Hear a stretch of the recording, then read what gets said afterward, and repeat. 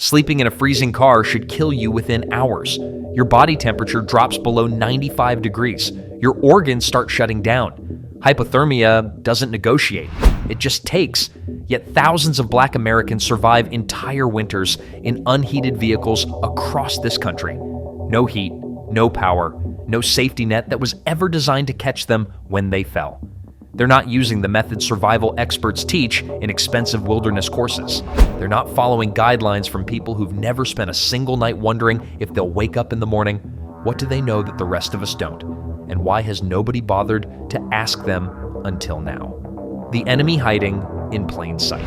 Here's something most people never think about. Glass is a traitor. Every single window in your vehicle is basically a heat vampire, sucking warmth out of your car all night long. About 70% of the heat you lose goes straight through those windows. Your body works overtime, producing 80 to 100 watts of heat, which sounds impressive until you realize it's escaping faster than you can generate it. Think about that for a second. You're essentially a human furnace trapped inside a glass box that's designed to let all your heat escape. It's like trying to fill a bucket that has holes drilled in the bottom. So what do experienced Black car sleepers do when nobody's offered them better options? They build what they call a coffin. Not a real one, obviously, but they take rigid foam insulation boards from hardware stores, the same ones contractors use, and cut them to fit every single window perfectly, like a puzzle that keeps you alive. And here's the part that should make you angry. This simple trick can raise your interior temperature by 15 to 20 degrees. No heater, no engine, just foam and physics. The same physics that keeps suburban homes comfortable while people freeze in parking lots 3 miles away. These folks call it stealth mode because nobody can see inside. You get warmth and privacy in one move. Pretty clever when society has decided you don't deserve either. Some veterans of car living have stopped treating this as temporary. They permanently attach these boards with Velcro strips. They're not messing around anymore because they've accepted a truth that breaks your heart when you really sit with it. Their car isn't a car. It's a micro cabin on wheels that has to work in July and January. It's home. The problem nobody wants to talk about.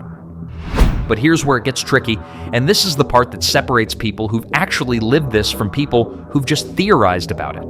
Your breath has to go somewhere. In a sealed car, that moisture has nowhere to escape. By morning, everything inside is wet.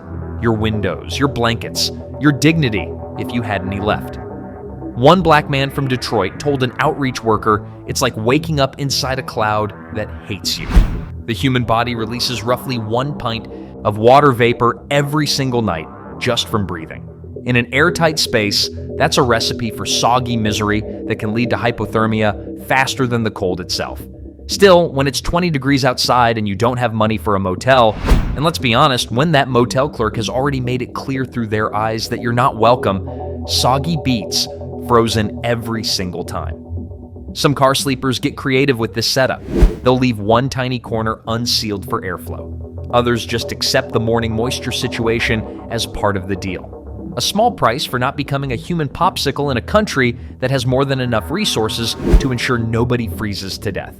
The foam coffin method works. It's proven. It's cheap. But blocking heat loss is only half the battle. What if you could actually generate more warmth from the inside? What if your own body could become the furnace you can't afford? Turning your body into a weapon against the cold, here's the thing about surviving a freezing night in your car that nobody in their comfortable homes understands. Insulation only gets you halfway there. The real heat source? It's you, your own body. And some Black homeless car sleepers have figured out how to hack their metabolism like it's a programmable furnace because nobody else was going to solve this problem for them. The trick is fat. Not carbs, not protein. Fat. About 30 to 60 minutes before sleep, experienced car dwellers eat things like peanut butter straight from the jar, hunks of cheese, or canned sardines. Sounds like a weird midnight snack, right? But there's actual science behind it that doctors could explain if anyone bothered to study survival strategies of the unhoused. Digesting fat produces way more body heat than carbs. It's called thermogenesis. Basically, your digestive system works harder to break down fatty foods, and that extra effort generates warmth. You're literally turning your stomach into a space heater. Now, here's where it gets clever. And this is the kind of knowledge that gets passed around in parking lots and under overpasses. The kind of wisdom that never makes it into official survival guides because the people who write those guides have never had to live this. These folks time their fuel load so peak heat production hits around 2 or 3 a.m. That's when temperatures drop lowest. That's when hypothermia sneaks up on people who've already been forgotten by every system that was supposed to protect them. By eating strategically, they're matching their body's heat output to the coldest window of the night. 4 to 6 hours of slow-burning internal warmth from one meal. Not bad for a $2 jar of Skippy when that $2 might be all you have. The deadly myth that kills. But what about alcohol? You've seen it in movies. The homeless person with a bottle in a brown paper bag, drinking to stay warm. Worst mistake you can make, and it's killed more black men and women than most people realize. Alcohol dilates your blood vessels, brings blood to your skin surface, feels cozy for about 20 minutes. Then you're radiating heat into the cold air like a broken radiator, losing warmth faster than your body can produce it. People have died thinking whiskey would save them. Their bodies were found in the morning, empty bottles nearby, skin flushed red from the alcohol that tricked them into thinking they were warm while they froze to death. Military survival training actually teaches this eating for warmth concept. Arctic expeditions have used it for decades, and now it's standard knowledge in black car sleeping forums online, digital communities where people share the survival strategies that mainstream society refuses to acknowledge exist. Some sleepers even wake at 3 or 4 a.m. for a second small fat intake, just enough to restart the metabolic furnace without climbing out of the sleeping bag. A handful of almonds, a spoonful of coconut oil. Pretty ingenious when you think about it, but also pretty heartbreaking when you remember these are survival tactics that shouldn't be necessary in the wealthiest nation on Earth. The 3 a.m. gamble. But metabolism can only do so much when temperatures really plummet. That's when the 3 a.m. engine strategy becomes absolutely critical, and this is where the math of poverty gets brutal. Here's the thing about cold. It doesn't hit hardest at midnight. It waits. The absolute coldest moment happens around 3 to 4 a.m. Your body knows this even if your brain doesn't. Core temperature drops to its lowest point during those hours. Metabolism slows down. And if you're a black person sleeping in a car without heating, already dealing with higher rates of hypertension, diabetes, and heart disease that make you more vulnerable to cold, this is when hypothermia stops being a word and starts being a real possibility. So what do experienced car sleepers do? They set alarms. Sounds ridiculous, right? Waking up in the middle of the night to run your engine for 15 minutes. But it works, and it's the difference between waking up and not waking up at all. This isn't random. The timing is calculated. You're hitting that engine heat exactly when your body is most vulnerable. 15 minutes of warm air during the danger window can carry you through until sunrise. It's like giving your body a thermal reset button. Now let's talk money, because money is always part of this equation when you're poor. Running a car engine for 15 minutes burns roughly 0.2 gallons of gas. At current prices, that's about 70 cents. For someone budgeting every dollar, that's a real expense.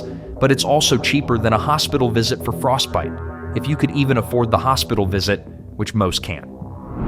The invisible killer. But here's where it gets serious, and this is the part that should terrify you. Approximately 430 Americans die every year from carbon monoxide. Poisoning in vehicles. Most fell asleep with the engine running. The invisible killer, they call it. You can't smell it building up, you just drift off and never wake up. And black homeless folks die from this at disproportionate rates, just like they die from everything at disproportionate rates in this country. Experienced car dwellers have developed countermeasures born from necessity and passed through word-of-mouth networks that mainstream society doesn't know exist. They park facing downhill so exhaust flows away from the vehicle. Others position their cars into the wind for the same reason. Some crack a window during these warming sessions, even though it seems counterproductive to let cold air in while you're trying to get warm. And there's one warning sign everyone learns to recognize, usually because they've seen it happen to someone else. When you stop shivering, you're not warming up, you're in trouble. Shivering is your body fighting back. When it quits, fighting, that's when you absolutely need engine heat. Not 5 minutes from now, not when you feel like getting up, right now. The metabolic warmth from dinner helps, the insulation helps, but sometimes you need actual heat. What you don't need is a dead battery. And that's where things get creative with materials that reflect your own body heat back at you. The science of survival emergency mylar blankets. You know those crinkly silver sheets that look like you're wrapping yourself in a baked potato? They reflect 97% of your body heat back at you. But here's what most people get wrong. And this is where you can tell who's actually lived this versus who's just read about it. They wrap themselves up like a burrito and call it a day. Black car sleepers who've survived multiple winters figured out something smarter. They tape the mylar to the ceiling. Why the ceiling? Because heat rises, and this is basic physics that apparently nobody thought to apply to helping unhoused people stay alive. Your body pumps out warmth all night, and it floats straight up toward the roof. And what's your car roof made of? Uninsulated sheet metal. In freezing weather, that roof becomes a giant heat vampire, sucking every bit of warmth right out of the car. So you create a heat mirror above your sleeping area, the warm air rises, hits the reflective surface, and bounces right back down. It's like having a personal sun above you, except the sun is just your own recycled body heat. Pretty clever, right? This is the kind of engineering solution that could come from MIT, except it came from people with no other choice. Now, there's a catch. Mylar crinkles loudly. Every time you shift position, it sounds like someone aggressively opening a bag of chips. Some people can't stand it. After 3 nights, the noise drives them absolutely insane. Veteran car sleepers solved this problem years ago. They sandwiched the mylar between 2 fabric layers, a cheap fleece blanket on each side. Silent warmth. The $2 survival tool. Then there's the windshield shade trick. Those reflective sunshades you buy for $2 at the gas station. They're basically thick mylar with better insulation. Flip them around, lay them over your blanket, and you've got a budget heat reflector that won't wake the neighbors who'd probably call the police on you anyway. Some people take this concept to the extreme. They build full mylar tents inside their vehicles, hang sheets from the grab handles, tape edges to the seats, create a tiny reflective pod around just their sleeping area. The genius here? You're not trying to heat the entire car anymore. You're heating a space roughly the size of a coffin. Much easier to keep warm, but even the best insulation can't stop one invisible enemy, and it's probably not what you think. The enemy is your own breath. Here's where things get uncomfortable, and I mean that literally. Every night, a sleeping person exhales, roughly 1 pint of water vapor. 1 pint. That's like breathing out a small water bottle while you dream. Now trap that moisture inside a sealed car with no ventilation. By morning, you're waking up in an ice cave. Frost covers the inside of every window. Your sleeping bag feels damp. The ceiling drips like you're camping under a leaky roof. And here's the real problem that compounds everything else. Wet insulation loses up to 40% of its warming ability. So that expensive sleeping bag you saved for, maybe the only decent piece of gear you own, it's now working at 60% capacity. Not great when it's 20 degrees outside and you're already fighting against a system designed to fail you. Experienced black car sleepers hoard silica gel packets like they're gold bars. Those little do-not-eat pouches from shoe boxes, beef jerky bags, electronics packaging. Pure treasure. Some folks collect dozens of them, scatter them throughout the car, and rotate them out when they're saturated. This is poverty engineering at its finest, taking trash that other people throw away and turning it into survival equipment. Dampered containers, the ones designed for musty RV closets, have become standard equipment. They sit quietly in cup holders, pulling humidity from the air. Not glamorous, but effective. Then there's the survival crack technique. You crack a window exactly 1/4 inch, just enough airflow to prevent condensation, but not enough to lose serious heat. It sounds counterintuitive, letting cold air in to stay warm, but it works. Physics is weird like that, and so is surviving homelessness in America. The technology. Your grandmother knew, here's the thing about survival. Sometimes the best technology is the stuff your grandparents used, hot water bottles. Yeah, those rubber things that look like they belong in a 1920s hospital. Turns out they're absolute gold for car sleepers, especially black elders who remember when these were standard in every household. A good rubber hot water bottle releases heat slowly over 4 to 6 hours. That's basically a gentle heater that needs zero electricity, makes no noise, and costs maybe $8 at a pharmacy. But here's where black car dwellers get clever with resources white society takes for granted. Gas station microwaves. Most stations have them for heating up burritos and those questionable hot dogs. Buy coffee, ask nicely, and if you're black, you know you have to ask extra nicely and make yourself extra small and non-threatening. And you can heat water in a microwave-safe bottle. Transaction costs nothing extra. Staff usually don't care, though sometimes they do, and that calculation of whether you'll be welcomed or ejected is one more mental burden that adds to the exhaustion of simply trying to survive. Now, placement matters more than you'd think. Slapping a hot bottle against your feet feels nice, but it's inefficient. The real trick is placing it against major blood vessels, inner thighs, armpits, stomach area. Your blood carries that warmth everywhere, basically turning your circulatory system into a heat distribution network. Pretty smart for something that looks like a deflated balloon, right? A 2-liter bottle filled with 150-degree water contains enough thermal energy to keep a sleeping bag noticeably warm for most of a cold night. We're talking 5 to 6 hours of genuine warmth from something you could buy at any convenience store. The geography of survival. Where you park might matter more than what you sleep in, and this is where the chess game of being black and homeless gets even more complicated. Hospital parking garages stay 20 to 30 degrees warmer than outdoor lots. All those cars coming and going, engines running, combined with heat bleeding from the building itself. It's basically free heating nobody asked permission to use. Underground structures are even better. Here's why. The Earth, just a few feet below the surface, stays around 55 degrees year-round. Doesn't matter if it's January or July up top, that parking garage is borrowing the planet's thermostat. But here's the reality. Parking in a hospital garage while black and homeless means security might hassle you. It means someone might call the police.